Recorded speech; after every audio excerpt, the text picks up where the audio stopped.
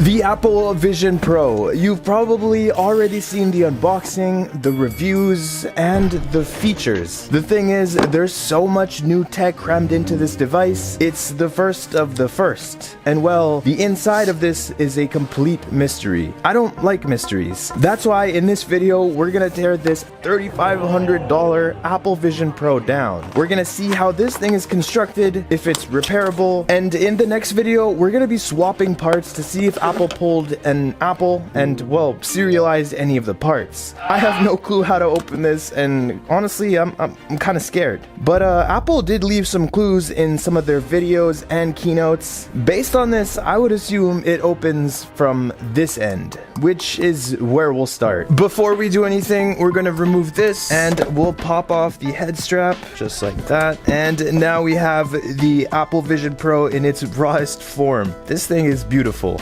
First things first, we're gonna grab our heat gun and we're gently going to heat up the front of the glass, making sure we're not heating up any areas for too long. I hope this is where you open it from. Now that I think of it, it's probably a good idea to actually cover the lenses because unlike other YouTubers, I am not rich and I really don't want to break this. There we go. Now we have the OLED displays protected. That's probably the most expensive part of this whole thing. We'll continue to heat this up. That should be good for now. Now we'll take our plastic prying cards. All this stuff can be found on my website. I post the links to everything I use, so go check that out. And if you want to do this yourself, not necessarily with this device, you definitely can. I'm taking the corner of the plastic prying card and trying to get under the glass to see where that takes me. But plastic didn't get me far at all. I had to quickly switch and started using the Jimmy tool, which also didn't get me too far until I pulled out this tool. It's specifically made for curved displays and, well, it was slicing straight through that adhesive. There was two layers that I was slicing through though. One of them was the top layer, which had a plastic vinyl and it was kind of peeling up. I figured the second layer was probably a better layer to pry up on, and thank God I did. After applying consecutive heat and prying, it finally popped off. Holy crap, that was a very difficult process, but it looks like we have the first ever look inside the Apple Vision Pro. This thing is as intricate as I would have thought. In the middle, we have the LiDAR sensor. Over here and here, we have the true depth cameras. This is actually a dot projector, very similar to what we have in an iPhone for Face ID. Over here, we have our main two cameras, and we also have the IR illuminators here on the sides of both.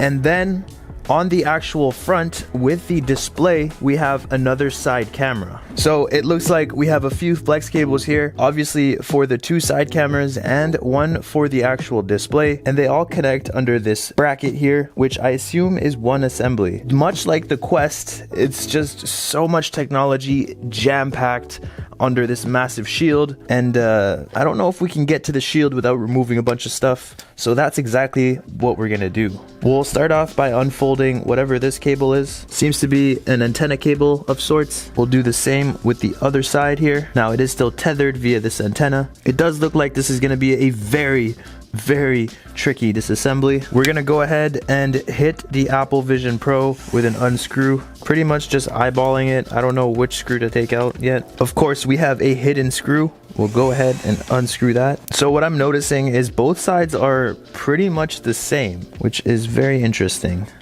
Now we can disconnect the flex cable. We'll do the same thing on the other side and disconnect the second side camera. And now we can lift this up and go ahead and disconnect the display. This is the front of your Apple Vision Pro, fully removed and working. So I went ahead and placed some stickers over the sensors so that they don't get damaged or dust doesn't get into them. Why? Well, knowing Apple, these are probably serialized. That's something we're gonna find out in the next video. But for now, I'd rather not damage them until we can do that. I do, however, want to remove these arms because they're making the process of removing things really annoying. So if I'm correct, there is this little hole here, and I'm thinking it works a little bit like a sim ejector hole where you just stick a sharp and thin object.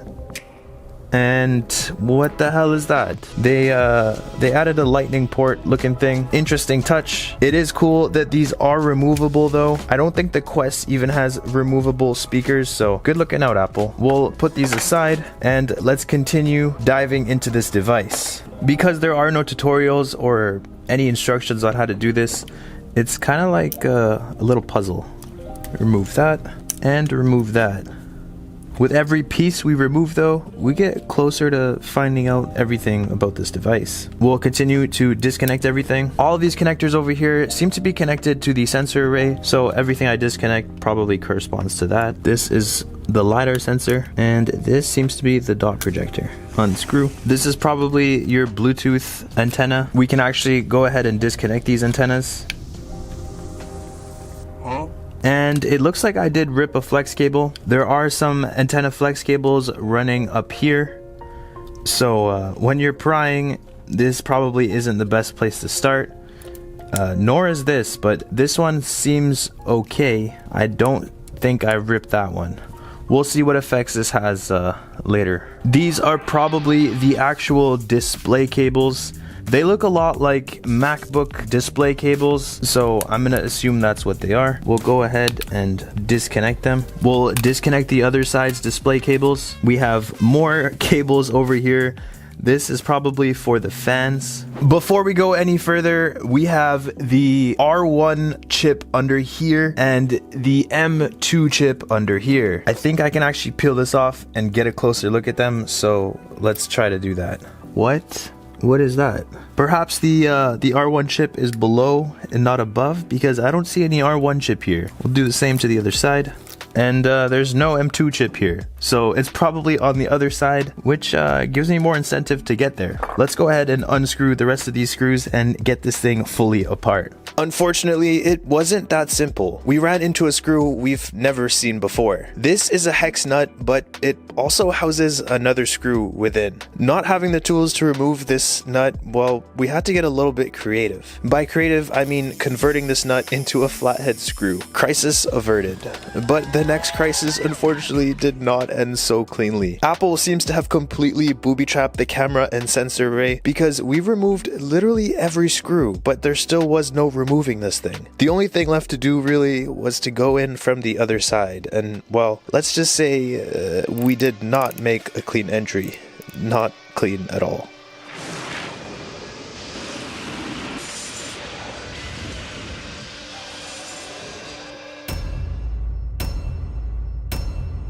Yeah, it turns out there was an easier way to do this. The fabric was glued to this frame and would have actually come out as one piece if we pried it. There's a few more screws to get through, and now we're able to pull up on the displays. There's two connectors attached to each display, and now they can just slide off this rig. And finally, we found the screws holding in the camera and sensor assembly. Oh, thank God. Why did you do it like this, Apple? And take a look at this. This is the board of the first gen Apple Vision Pro. Never seen a bendy board before, so this is definitely a first, especially from Apple. Now that we have the board removed, we can pretty much remove everything else. That includes the stepper motors, which adjusts the displays based on your eyes. They literally move back and forth. We can also remove the fans, which kind of look like mini turbos. I really hope this still works after we put it all back together. Hello. And there it is, the Apple Vision Pro torn down. Was this easy?